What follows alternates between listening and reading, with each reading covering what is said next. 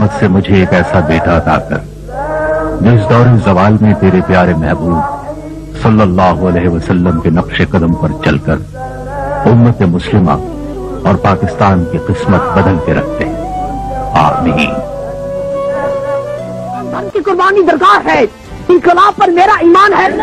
मैं खुद को वक्त पे इंकलाब कर चुका हूँ।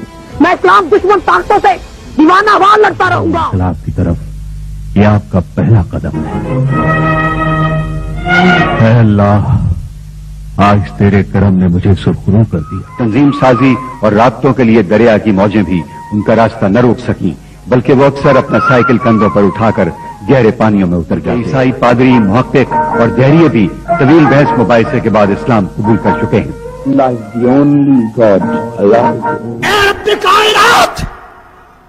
ए रब्बे अज़्ज़ो समा और ए रब्बे मुस्तफा, मैं तुझे गवाह बनाकर ये अल्लाह रब्बुल इज्जत की मुकद्दस किताब कुरान मजीद मेरे हाथ में है। ये है पाकिस्तान में आतंकवाद के खिलाफ जुटे लोग।